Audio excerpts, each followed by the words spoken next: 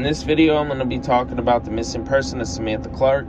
As of 2021 last year, they had reclassified her case from a missing person to an abduction murder investigation. They found evidence and they're keeping it on a DL to keep integrity of the case. I'll get into that a little bit later, so let's get into the case. Samantha Clarke was 19, a recent high school graduate, when she went missing in the early morning of September 14, 2010. Samantha's mom was getting ready for work the last time she seen her. Samantha was in the living room in her PJs watching TV. Her son was in his own room when this night unfolded in an unexpected way. A while after Samantha's mom left for work, Barbara's cell rings, but ignores the call from her house that was about 12:30 a.m. when the call came in. She calls the house phone back. Her son Hunter answers the phone around 1:30. Hunter says Sissy left. She yelled up the steps, said that she was leaving. Nobody knew where Samantha was going. The only person who knew that was Samantha and whoever she was meeting up with. The mom later returns to see Samantha gone, her PJs in her room, on her bed.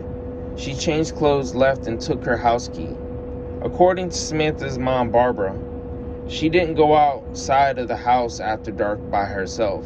Barbara eventually got off of work, made her way back to her house, arrived at 7:05 a.m., 9/14/2010. She didn't see any sign of Samantha being home.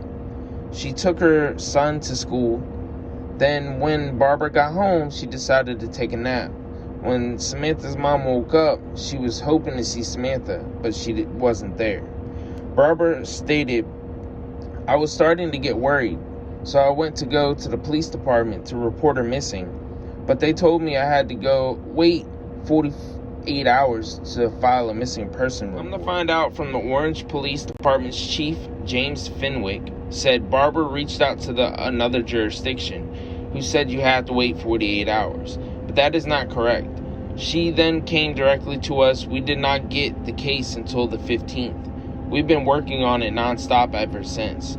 In the meantime, Samantha's family has been out asking friends to find out if anybody's seen Samantha. All anybody could do is say no.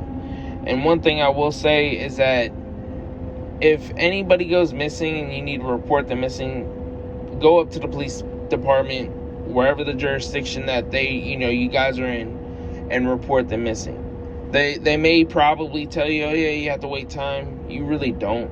Just do your best to report them missing, because all the time matters in the world. Every second matters that you got to find them. So report them missing, give them hell about it, but let's get back into it. The police eventually came across a man by the name of Randy Taylor. He was a new person in Samantha's life, not a friend, more of an acquaintance. Taylor at the time in 2010 was about 45 years old. What made Randy Taylor such a high priority person to interview is that Taylor was one of the last people to speak to Samantha before she went missing. Diana Wheeler, Orange County Commonwealth's attorney, said in a statement, as Taylor is someone that Samantha spoke with immediately prior to her disappearance, he remains someone we are very interested in learning more about.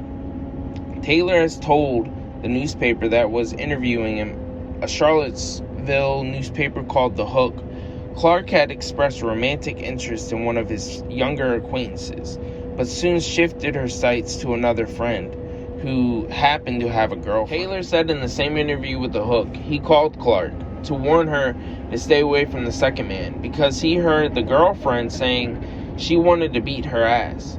He claimed he heard the second man say he'd help his girlfriend.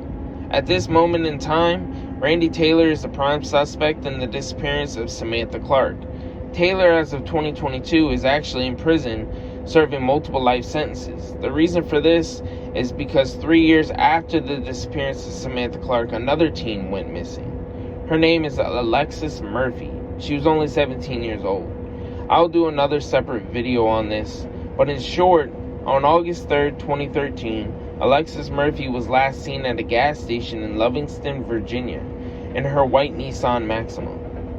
Later, Randy Taylor was convicted of first-degree murder in the commission of an abduction with intent to defile.